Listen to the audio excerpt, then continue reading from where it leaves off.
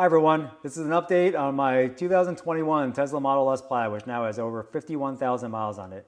My last update was 9 months ago when the car had 34,000 miles. Since that, it's 17,000 miles. Wanted to share my experience with range, how the car has held up, performance, and what I've spent on maintenance and repairs. This car is still my daily driver. I commute with it, putting on between 320 and 600 miles a week, which includes driving on the weekends. Primarily used on the highway, so my range, which I'll speak about, will be based on primarily highway use. The basic vehicle bumper-to-bumper warranty is now expired. That was 4 years, 50,000 miles. Tesla offers an extended warranty. It's pretty reasonable, but those warranties have never worked out for me. However, if anyone has a recommendation for an aftermarket or extended warranty, please leave it in the comment section. The battery and drivetrain warranty is good for 8 years, 150,000 miles. So at least those items are still covered. The range with the aftermarket 20-inch T-Sportline wheels and all-season tires that I've been seeing is 60 kilowatt hours of use for my 160-mile round-trip commute. So that equates to a range of 270 at full charge. I have the 21-inch Arachnids back on with the Michelin Pilot Sport 4S tires. So these are the summer tires. Range had gone down a bit when I put these back on, using 64 kilowatt hours for my 160-mile commute, which equates to a range of 250.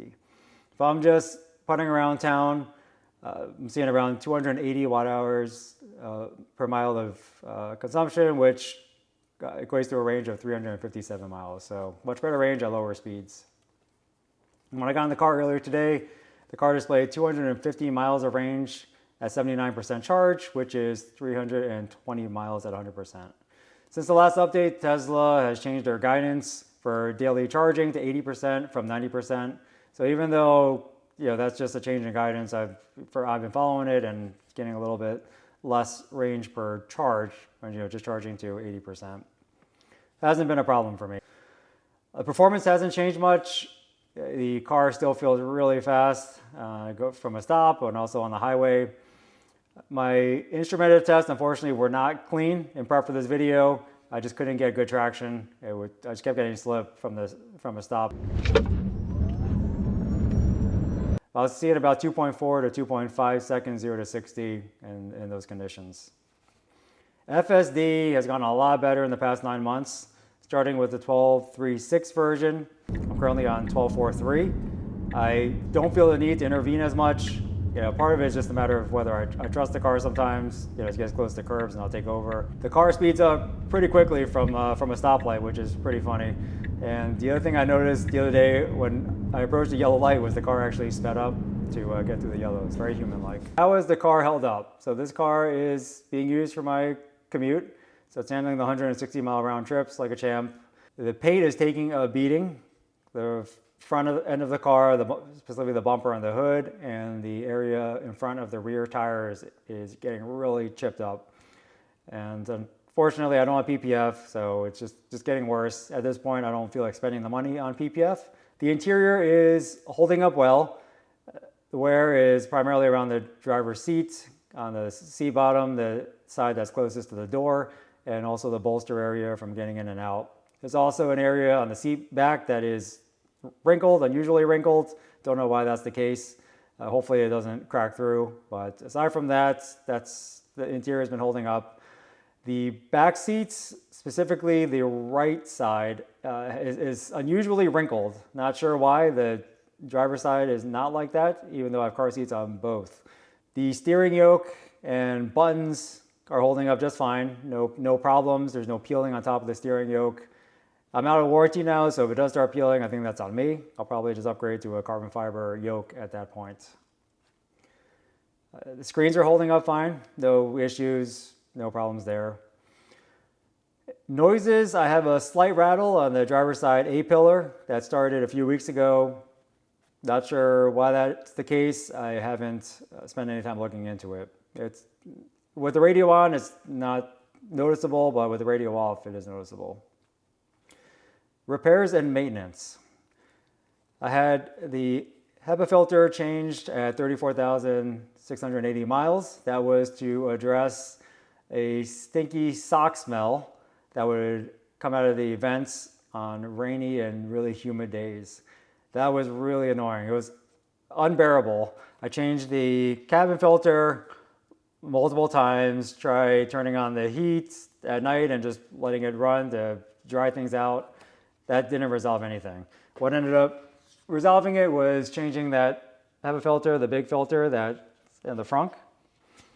It's a new part number, but changing that resolved the issue. I mean, this was back in the fall, so I've had this new filter on for a while now to include the summer months, the spring and summer months, where it has rained a lot, it's been humid, and I haven't had that stinky smell. Put the part number up on the screen.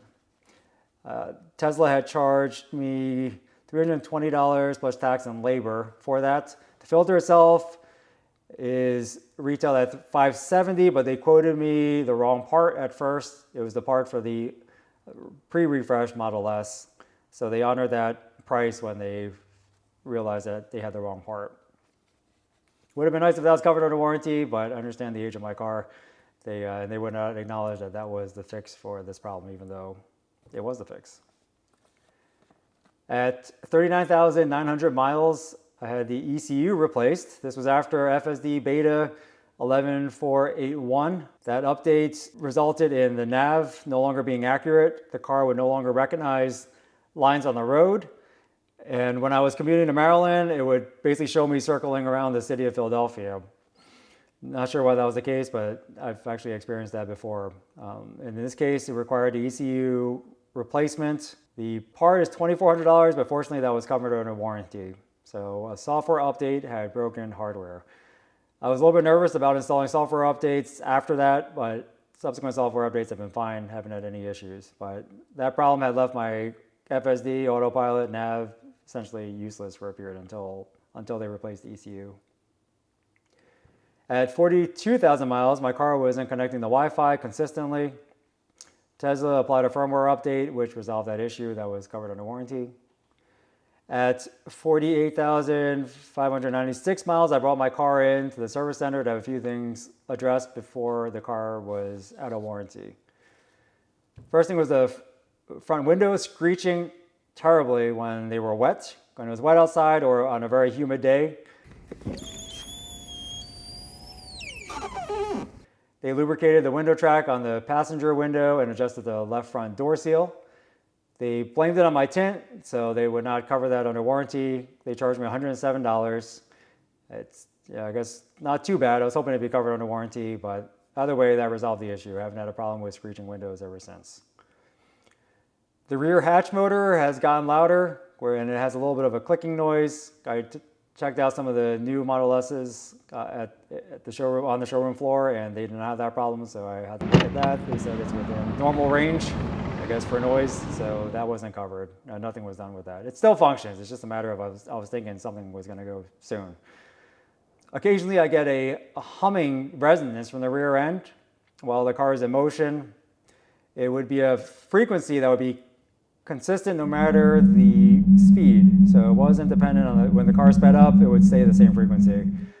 They tested it, did some diagnosis.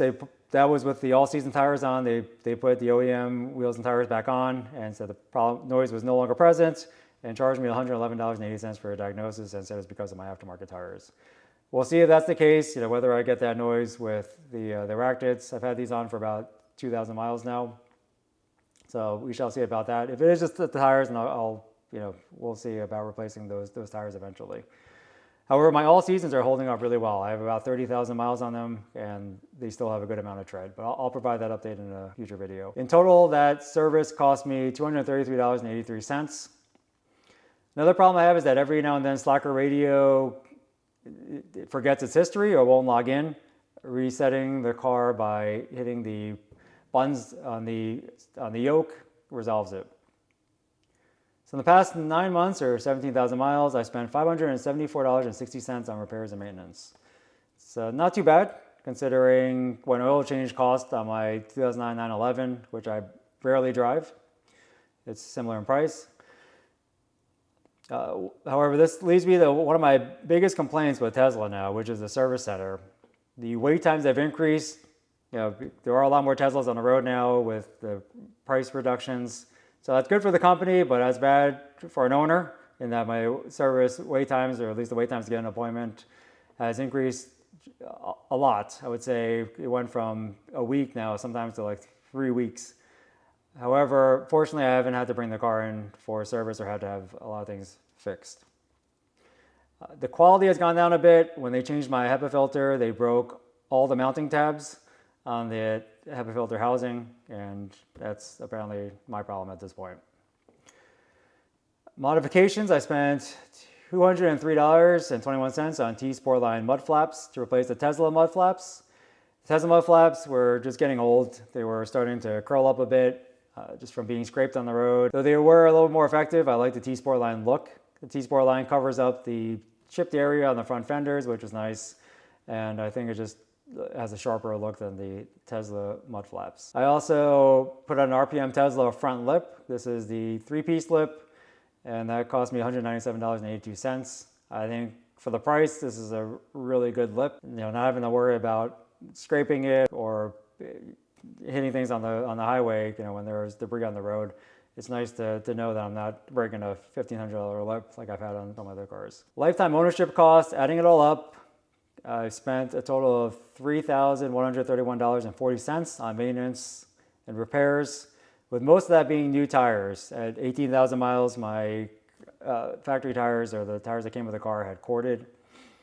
So that set me back quite a bit, that plus the alignment. For the all-season tire setup and associated wheels and mods, I spent $5,731.78. The T-Sportline wheels and tires have gotten cheaper since I purchased them, so good for new buyers. If I were to do this over again, now that they offer all-season tires, I think Goodyear offers them. For the Arachnids, I probably would just replace the tires with all seasons for the winter months. However, at the time when I needed to replace my tires, they were not available. With that being said, I do love the way the T-Sportline wheels look, but for the sake of saving some money, I would have been happy just putting all-season tires on the Arachnids. How do I feel about the car now? I had contemplating replacing the car while it was still under warranty or before the warranty ended. I test drove the new Model 3. This is before the Performance was released. It is much quieter, has cooled seats, a nicer interior and nicer exterior than the outgoing model, which I had owned. However, I still prefer the space, nicer interior, and the looks of the Model S. So I did not contemplate that for too long. I also looked at the G80 M3 and the Integra Type S, but I think this car serves me better in what I do with the FSD, quiet interior, with not having engine noise, a roomy cabin, ample storage with the hatch, fantastic audio quality, which I have not found an audio system that sounds as good as this. Entertainment for the kids, acceleration, which everyone knows about, and good looks. This is a well-rounded car. No, it doesn't do sports car things like this Lotus Evora GT, but the Lotus Evora GT does not do the practical stuff that the Model S does really well. I still look back at this car when I park it, so this styling has endured for me, and I admire the appearance of other Model S's, or the refresh ones, when I see them on the road. I think they look really sharp. It always gets me excited to see another one on the road. So yeah, this car is still nice to me, and it's a keeper for now. I usually hold on to cars for about a year. I've had this car for well over 2 years now, and it's still serving its purpose well, and I still enjoy driving it. Please let me know your thoughts and questions in the comment section. I love to see them, and I'll respond. Appreciate if you hit the like button and subscribe to this channel. Thanks for watching the video. Thanks for the support. Bye for now.